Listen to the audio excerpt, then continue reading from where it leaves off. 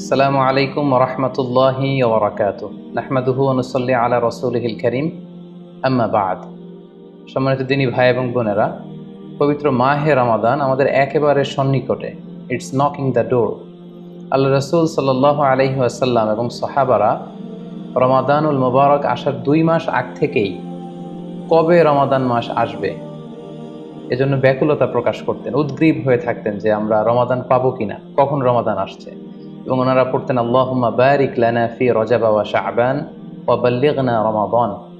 অর্থাৎ হে আল্লাহ, আপনি রজব এবং শাবান মাসে আমাদের বরকত দিন এবং রমাদান পর্যন্ত আপনি আমাদেরকে পৌঁছে দিন।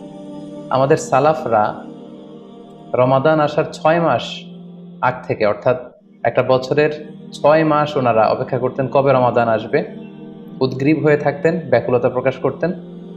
আবার রমাদান মাস চলে যাওয়ার পরে বছরের বাকি 6টি মাস এ রমাদানে ওনারা যে সমস্ত এবাদত করেছেন সেগুলো আল্লাহ তাআলা কবুল করলো কিনা এ নিয়ে পেরেশানিতে থাকতেন। বাকি 6 মাস দোয়া করতেন যে আল্লাহ, এই রমাদানে যে সমস্ত এবাদত আমরা করেছি এগুলোকে তুমি কবুল করে নাও।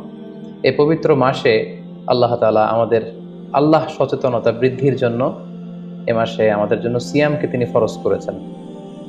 আল্লাহ তাআলা ইরশাদ করছেন, ইয়া আইয়ুহাল্লাযীনা আমানু কুতিবা আলাইকুমুস সিয়াম কামা কুতিবা আলাল্লাযীনা মিন ক্বাবলিকুম লাআল্লাকুম তাত্তাকুন। অর্থাৎ ওহে বিশ্বাসীরা, সিয়ামকে এ রমাদান মাসে তোমাদের জন্য অবধারিত করা হয়েছে, যেমনিভাবে তোমাদের পূর্ববর্তীদের উপরও এই সিয়ামকে অবধারিত করা হয়েছিল, যাতে করে তোমরা আল্লাহ সচেতন হতে পারো। এই আয়াত থেকে বোঝা গেল এই পুরো রমাদানুল মুবারকে যে আমরা সিয়াম উদযাপন করি বা সিয়াম পালন করি, এই সিয়াম বা রোজা পালনের মূল উদ্দেশ্য বা প্রাইম অবজেক্টিভ হচ্ছে আল্লাহ সচেতন হওয়া। এই সিয়াম আমাদেরকে আল্লাহ সচেতন বানায়। এই সিয়াম আমাদের মধ্যে এই ফিলিংস, এই ভাবনা, এই চিন্তা বা এই চেতনাটা নিয়ে আসে যে আমরা এটা ভাবতে শুরু করি যে Allah is watching me, Allah is observing me, Allah আমাকে দেখছেন। এই চিন্তাটাকে, এই সেন্সটাকে, এই ফিলিংটাকে ডেভেলপ করার জন্যই আল্লাহ তাআলা এই মাসে সিয়ামকে আমাদের উপর ফার্জ করেছেন। এবং সেটাই আল্লাহ এই আয়াতের শেষাংশে বলছেন, লাআল্লাকুম তাত্তাকুন, যাতে করে তোমরা আল্লাহ সচেতন হতে পারো, যাতে করে তোমরা গড কনশাস হতে পারো। আমরা যখন সিয়াম পালন করি আমরা তখন ক্ষুধার্ত, আমরা তৃষ্ণার্ত। ঘরের ভেতরে আমরা চাইলে, কেউ নেই, কেউ আমাকে দেখছে না, আমি চাইলেই খেয়ে ফেলতে পারি। আমি চাইলেই কিন্তু পান করে আমার তৃষ্ণা মেটাতে পারি, কিন্তু আমি খাচ্ছিও না, পানও করছি না। কারণ আমি এটা ফিল করি যে কেউ দেখে না, কিন্তু আল্লাহ দেখে।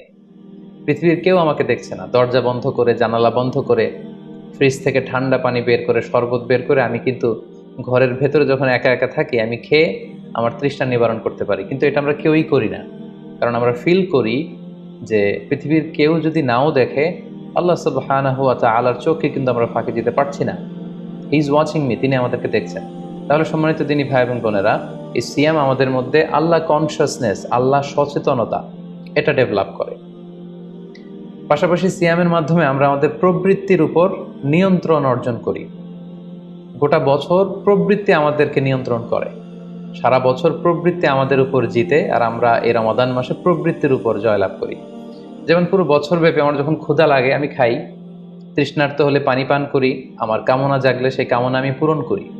কিন্তু রমাদানে ক্ষুধা লাগলে কিন্তু আমরা খাই না। তৃষ্ণায় গলা ফেটে যাচ্ছে, তৃষ্ণায় গলা কাঠ হয়ে যাচ্ছে, কিন্তু এক ফোঁটা পানি আমি পান করছি না। সিয়াম পালন করা অবস্থায় দিনের বেলা আমরা যারা বিবাহিত, আমাদের স্ত্রীদের সাথে অন্তরঙ্গ মুহূর্ত আমরা কাটাচ্ছি না। তার মানে আমার যেটা মন চাচ্ছে, আমার যেটা ডিজায়ার, আমার যেটা ডিমান্ড, সেটা আমি ফুলফিল করছি না। অর্থাৎ আমার প্রবৃত্তিকে আমি নিয়ন্ত্রণ করি। তাহলে সিয়াম পালনের মাধ্যমে প্রবৃত্তিকে কিভাবে কন্ট্রোল করা যায়, প্রবৃত্তিকে কি করে নিয়ন্ত্রণ করা যায়, এটা আমরা শিখি। সারা বছর প্রবৃত্তি আমাদের উপর জয়লাভ করে, আর এই সিয়ামের মধ্যে দিয়ে কেমন যেন রমাদানে আমরা প্রবৃত্তির উপর জয়লাভ করি। আমাদের কাছে প্রবৃত্তি হেরে যায়, জিতে যায় আমাদের আল্লাহ তাআলার প্রতি আস্থা এবং ভালোবাসা। এই সিয়ামের আরও একটি শিক্ষণীয় বিষয় হচ্ছে, এই সিয়াম আমাদেরকে সংযমী বানায়, রেস্ট্রেইনড বানায়। আমরা চাইলেই রোজা পালন করা অবস্থায় যা মনে চায় তা করতে পারি না। এবং সহিহ বুখারীর বর্ণনায় আল্লাহর হাবিব সাল্লাল্লাহু আলাইহি ওয়াসাল্লাম আমাদেরকে শিখিয়েছেন যে কেউ যখন রোজা রাখে সে যেন অশ্লীল কথা না বলে, রোজা রেখে সে যেন কাউকে গালি না দেয়। এমনকি কেউ যদি তাকে গালি দেয় অথবা কেউ যদি তার সাথে ঝগড়া লাগতে আসে, সে যেন বলে ইন্নী ইমরুউন সাইম, অর্থাৎ আই এম ফাস্টিং, আমি রোজাদার, আমি রোজা পালন করছি। রোজা পালন করা অবস্থায় আমার পক্ষে অশ্লীল কথা বলা, ঝগড়া করা কোনো বাঘ বিতণ্ডায় জড়ানো সম্ভব না।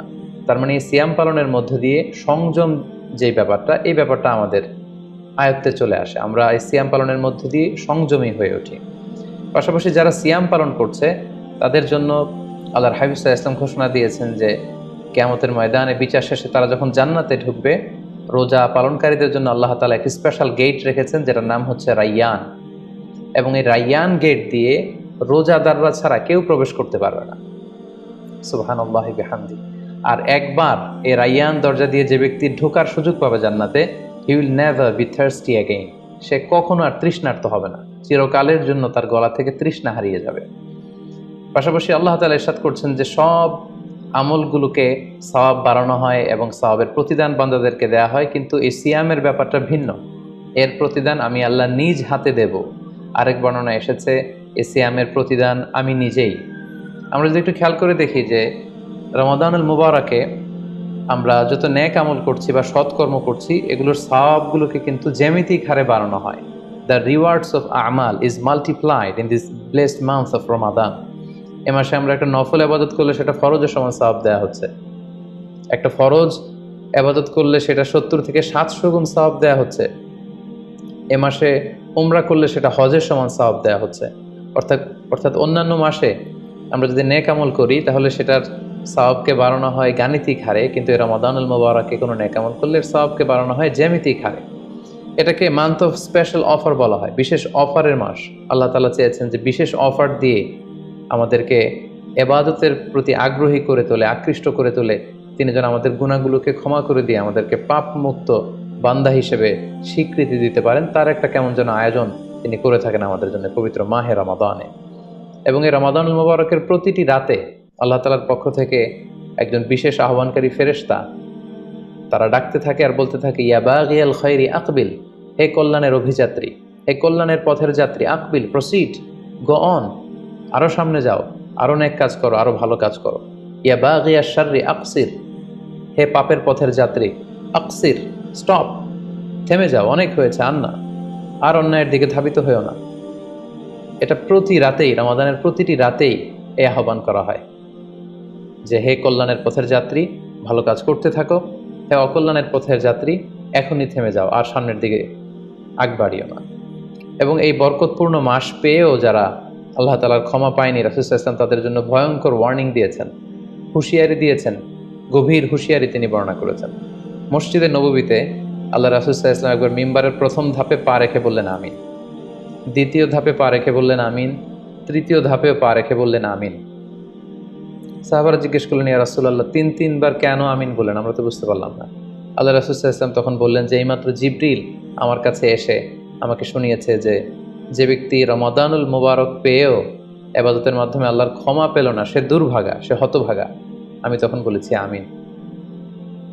তারপর জিবরিল বলল যে মা বাবা উভয়কে পেয়ে তাদেরকে সন্তুষ্ট করার মধ্য দিয়ে যারা আল্লাহর জান্নাতকে হাসিল করতে পারলো না, তারা দুর্ভাগা, হতভাগা। আমি বলেছি আমিন।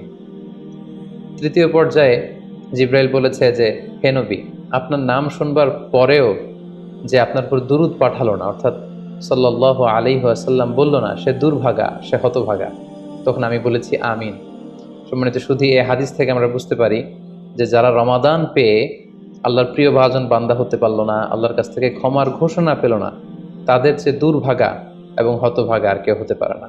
তাই যেহেতু রমাদান আমাদের একেবারে সন্নিকটে, আর মাত্র 2 দিন পরে এই পবিত্র মাস আমাদের মাঝে আগমন করবে, তাই আমাদের উচিত এই মাসটাকে ভাব গাম্ভীর্যের সাথে উদযাপন করা, to take the best out of this blessed month. যত বেশি পরিমাণে সম্ভব নেক কাজ করে আল্লাহ তাআলার ক্ষমাপ্রাপ্ত বান্দাদের অন্তর্ভুক্ত হওয়ার চেষ্টা করা।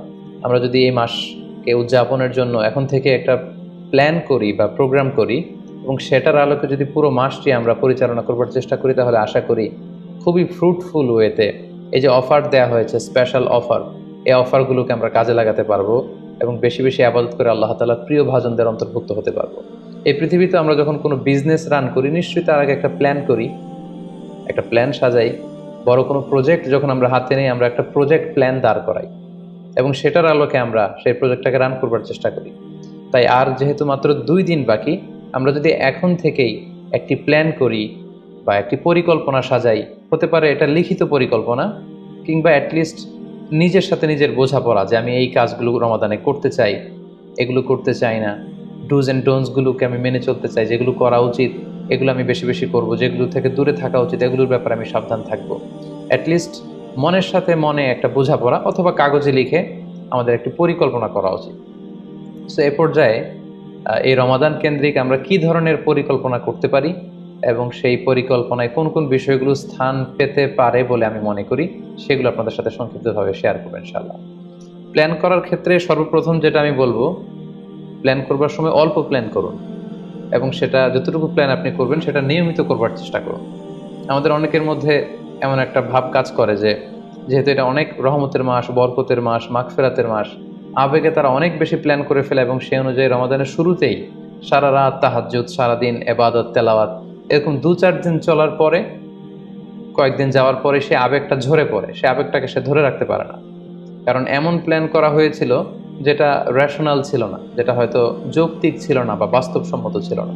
সো প্ল্যান করার ক্ষেত্রে আমার প্রথম পরামর্শ হচ্ছে অল্প প্ল্যান করুন এবং যতটুকু প্ল্যান করবেন সেটা পুরো রমাদান ব্যাপী, হোল দ্য মান্থ লং আপনি সেটাকে পালন করবার চেষ্টা করুন।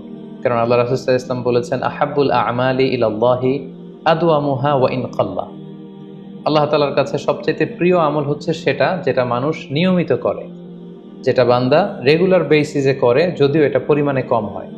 সো আপনি পরিমাণে যদি কমও করেন, সেটা যদি পুরো রমাদান মাস ব্যাপী একই ধারাবাহিকতায় আপনি ইবাদত করেন, তেলাওয়াত করেন, তাহাজ্জুদ পড়েন, জিকির আজকার করেন, সাদাকা করেন, দান করেন, এটার যদি একটা ধারাবাহিকতা থাকে, সেই ইবাদতটা আল্লাহ তাআলার কাছে বেশি প্রিয়।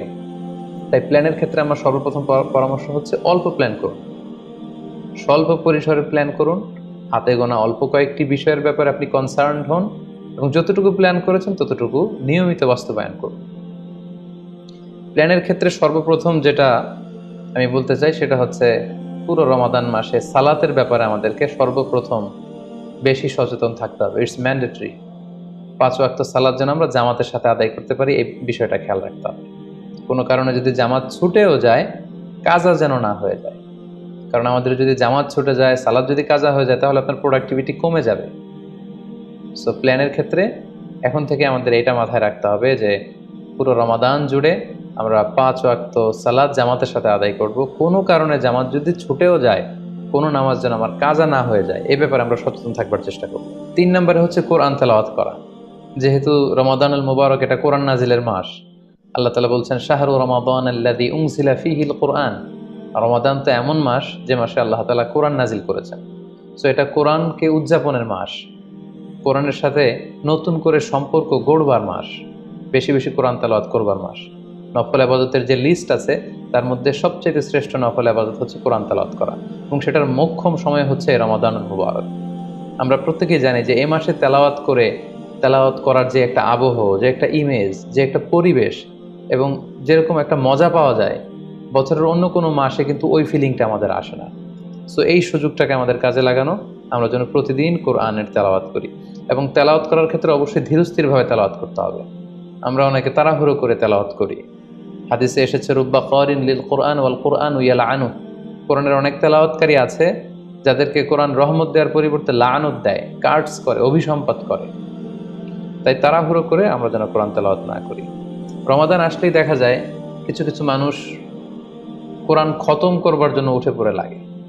কেউ 5 খতম, 7 খতম, 10 খতম দেওয়ার জন্য প্রতিযোগিতা করে খতম দেয়, ফলে খুব দ্রুত তারা কোরআন তেলাওয়াত করে। এটা ঠিক না।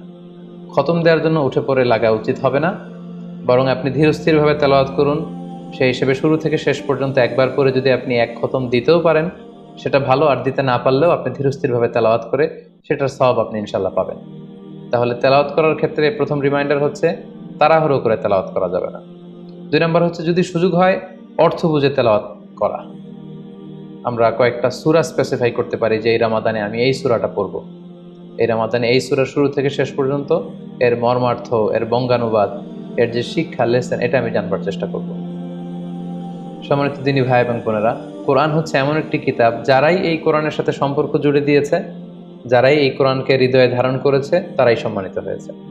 একটু খেয়াল করে দেখুন, সাইয়েদনা জিবরিল আলাইহিস সালাম, উনি কোরআন নিয়ে আসমান থেকে পৃথিবীতে নেমেছিলেন। কোরআনকে নিয়ে আসার কারণে উনি হয়েছেন শ্রেষ্ঠ ফেরেশতা। আল্লাহ রাসূল সাল্লাল্লাহু আলাইহি ওয়াসাল্লামের উপর কোরআন নাজিল হয়েছিল, তাই তিনি হয়েছেন শ্রেষ্ঠ রাসূল। এই রমাদান মাসে কোরআন নাজিল হয়েছে, তাই রমাদান মাস হচ্ছে 12টা মাসের শ্রেষ্ঠ মাস, সাইয়্যিদুশ শুহুর। কদরের রাতে এই কোরআন নাজিল হয়েছিল, তাই কদরের রাত হচ্ছে পৃথিবীর শ্রেষ্ঠ রাত। আমরা উম্মতে মুহাম্মাদি, আমাদের উপর কোরআন নাজিল হয়েছে, তাই আমরা হয়েছি খায়রু উম্মাহ, শ্রেষ্ঠ জাতি। আমাদের মধ্য থেকেও যারা কোরআনের সাথে অ্যাটাচমেন্টকে বাড়াবে, কোরআনকে যারা ধারণ করবে, তারা হবে পৃথিবীর শ্রেষ্ঠতম মানুষ। তাই আসুন কোরআন উদযাপনের এই মাসে আমরা যেন বেশি বেশি কোরআনের সাথে সম্পর্ককে নতুন করে আবার নবায়ন করি। 4 নাম্বার যেই ব্যাপারটি আমি প্ল্যানে বা পরিকল্পনায় রাখার চেষ্টা করব, সেটা হচ্ছে খুব বেশি খাবার দাবার বা কেনাকাটা এগুলোর ব্যাপারে আমাদেরকে একটু সাবধান থাকতে হবে। আমরা অনেকে মনে করে থেকে রমাদান মানেই মুখরোচক ইফতারি, ইফতার পার্টিতে জয়েন করা, উদরপূর্তি করে সাহারি খাওয়া, শপিং করা এবং কেনাকাটায় ব্যস্ত থাকা। আসলে ব্যাপারটি এমন নয়, কারণ আমরা জানতে পেরেছি যে এটা হচ্ছে বরকতের মাস, এটা অফারের মাস। নফল ইবাদতে ফরজের সমান সওয়াব, ফরজ করলে 700 গুণ সওয়াব, নফল উমরা করলে হজের সমান সওয়াব। সো এটা হচ্ছে মৌসুমুল ইবাদা, ইবাদতের মৌসুম।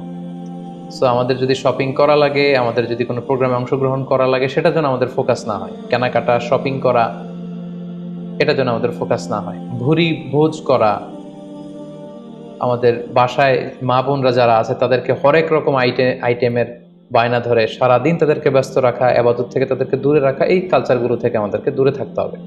আমরা যখন রমাদান কেন্দ্রিক প্ল্যান করতে বসবো, আমরা যেন এটা ভাবি যে এই রমজানে একটু একটু করে আমি নিজেকে পরিবর্তন করতে চাই। ভুরি ভোজ করা, ইফতার পার্টিতে বেশি বেশি যাওয়ার জন্য প্ল্যান করা, তারপর কেনাকাটা, শপিং, ঈদের শপিংয়ের জন্য সময় নষ্ট করা, এটা যেন আমাদের মূল ফোকাস না হয়। আমাদের মূল ফোকাস যেন হয় এটা ইবাদতের মাস, বেশি বেশি ইবাদত করে যেন আমরা আল্লাহর সন্তুষ্টি অর্জন করতে পারি। প্ল্যানের ক্ষেত্রে 5 নাম্বার যে পয়েন্টটি আমি বলবো সেটি হচ্ছে ইফতারির পূর্ব মুহূর্তে দোয়া করুন। এটি ভুলে যাওয়া যাবে না। প্রতিদিন ইফতারিকে সামনে নিয়ে আমরা দোয়া করব, কারণ হাদিসে এসেছে সালাসু দাওয়াতিন মুস্তাজাবা, 3 ব্যক্তির দোয়া আল্লাহ তাআলার কাছে কবুল হয়ে যায়। এই দোয়া আল্লাহ কখনো ফিরিয়ে দেন না। এর মধ্যে একটা দোয়া হচ্ছে দাওয়াতুস সাইম, রোজাদারের দোয়া আল্লাহ কখনো ফিরিয়ে দেন না। দাওয়াতুস সাইমি মাকবুল, এটা আল্লাহর কাছে কবুল হয়ে যায়। ঠিক ওই মুহূর্তটাতে আল্লাহ তাআলার সফট কর্নার খুব বেশি গ্রো করে, আল্লাহর রহমতের দরিয়ার মধ্যে একটা অভাবনীয় জোশ পড়ে যায়। আল্লাহ তাআলা এই দৃশ্যটাকে খুব দেখতে পছন্দ করে যে বান্দা সামনে খাবার নিয়ে বসে আছে, শরবত নিয়ে, পানীয় নিয়ে বসে আছে, ক্ষুধায় তৃষ্ণায় সে জর্জরিত, সে চাইলেই সামনে থেকে নিয়ে মুখে তুলে খাবারটা খেতে পারে, কিন্তু সে আমার ভয়ে খাচ্ছে না। তখন আল্লাহ তাআলা এই দৃশ্যটা দেখতে বড্ড পছন্দ করেন। ঠিক এই মুহূর্তে আপনি যখন বুদ্ধি করে আল্লাহ তাআলার কাছে চাইতে শুরু করবেন, কায়মনো বাক্যে চোখের পানি ছেড়ে, আপনি চাইতে দেরি হবে, এই দোয়া আল্লাহ তাআলার কাছে কবুল হতে দেরি হবে না। তাই এই ভুলটি যেন আমরা না করি, এই বরকত যেন আমরা মিস না করি। প্রতিদিন খেয়াল করে, সম্মানিত দিনী ভাই এবং বোনেরা, খেয়াল করে ইফতারির পূর্ব মুহূর্তে দোয়া করুন। আপনার কি চাহিদা, আকুতি মিনতি আল্লাহর কাছে আছে, আপনি পেশ করুন। 7 নম্বর পয়েন্টটি হচ্ছে ধীরস্থিরভাবে তারাবির সালাত পড়ুন। প্ল্যান করে ফেলুন কোন মসজিদে পড়বেন, কোথায় পড়বেন, কোভিড আউটব্রেকের কারণে কোনো রেস্ট্রিকশন থাকলে বাসায় কিভাবে পড়বেন, পরিবেশটা আপনি কেমন দেখতে চান, কিভাবে করতে চান, এখন থেকে প্ল্যান প্রোগ্রাম করে ফেলুন। তারাবির সালাতের ক্ষেত্রে পরামর্শ হচ্ছে ধীরস্থিরভাবে তারাবির সালাত আদায় করুন। সালাতুত তারাবিহ শব্দের অর্থই হচ্ছে বিশ্রামের সালাত, অর্থাৎ আপনি বিশ্রাম নিয়ে নিয়ে 2 রাকাত করে, 4 রাকাত শেষে তাসবিহ পড়ে বিশ্রাম নিয়ে আবার 2 রাকাত, 4 রাকাত এভাবে পড়তে থাকবেন। আমাদের বাংলাদেশের বেশিরভাগ মসজিদগুলোতে যেহেতু 20 রাকাতের সালাতুত তারাবিহ হয়, আমরা সাজেস্ট করি যে আপনারা 20 রাকাত সালাতুত তারাবিহ আদায় করুন।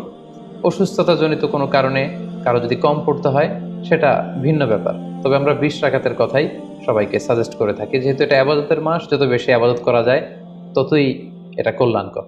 তো সেক্ষেত্রে রাকাত বিতর্ক আপনাদেরকে এড়িয়ে চলা উচিত। রমাদান আসলে আমাদের মধ্যে এই শয়তান এই বিষয়টাকে উস্কে দেয় যে তারাবির সালাতকে 8 রাকাত না 20 রাকাত নাকি 12 রাকাত।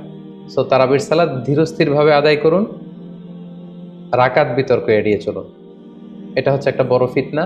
কত রাকাত আপনি পড়বেন আপনার সাধ্য অনুযায়ী আপনি পড়ুন। আমরা 20 রাকাতের কথা সাজেস্ট করি, তবে রাকাত বিতর্কে জড়ানো আমাদের কখনোই উচিত হবে না। 8 নম্বর যে পয়েন্টের কথা বলবো সেটি হচ্ছে শেষ রাতে তাহাজ্জুদের সালাত আদায় করা। বছরের অন্য সময়গুলোতে রাত 4টার দিকে উঠে আসলে অনেকের পক্ষেই তাহাজ্জুদের সালাত আদায় করা সম্ভব হয়ে ওঠে না। যেহেতু রমাদানুল মুবারকে সাহারি খাবার জন্য আমাদেরকে উঠতেই হচ্ছে, সাহারি খাওয়ার পরে আপনি অজু করে আপনার সুবিধা মতো 2 রাকাত 4 রাকাত তাহাজ্জুদের সালাত আপনি আদায় করুন। তাহাজ্জুদের সালাতে সিজদায় পড়ে আপনি আল্লাহ তাআলার কাছে আপনার মনের আকুতি আপনি তুলে ধরুন।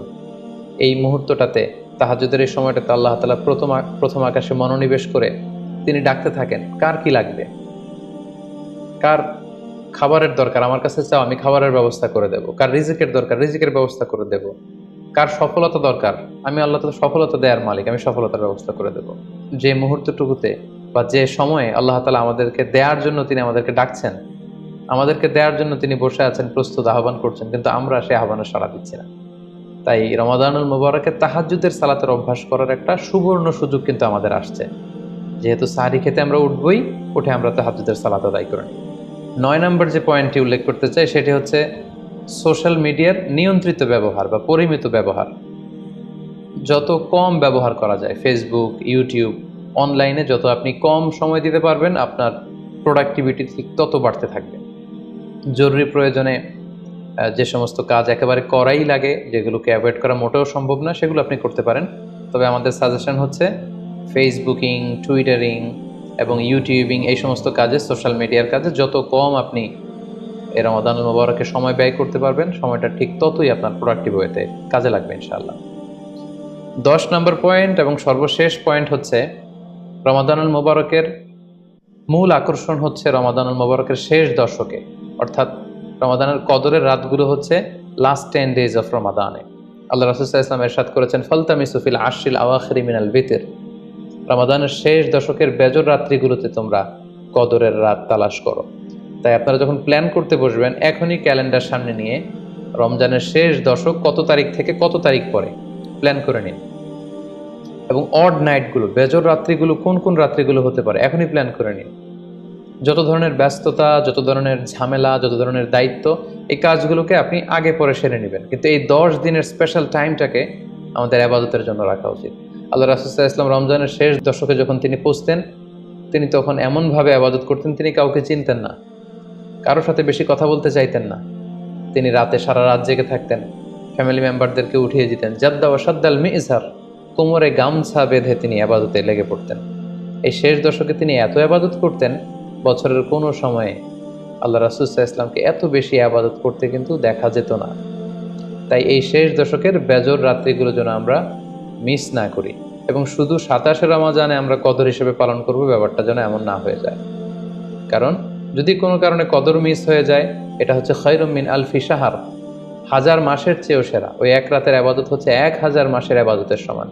এবং আল্লাহর হাবিব সাল্লাল্লাহু আলাইহি ওয়াসাল্লাম বলেছেন, মান হুরিমা খায়রাহা ফাকাদ হুরিম, যে কদরের রাতের বরকত থেকে বঞ্চিত হলো, হি ইজ দ্য লুজার।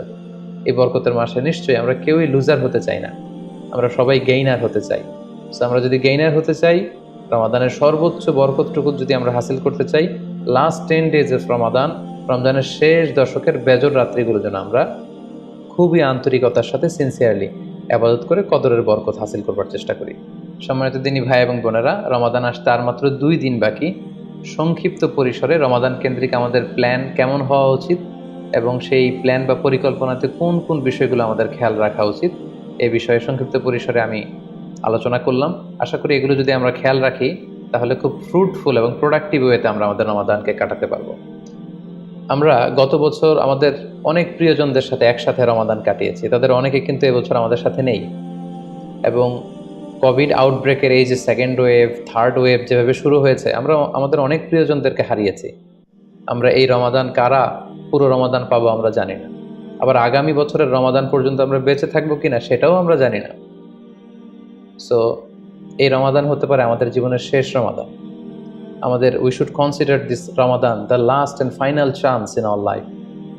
আমাদের এভাবে চিন্তা করা উচিত যে হতে পারে এটা আমার জীবনের শেষ রমাদান, তাই আমার গুনাহ মাফের একটা সুবর্ণ সুযোগ হচ্ছে এ রমাদান মাস।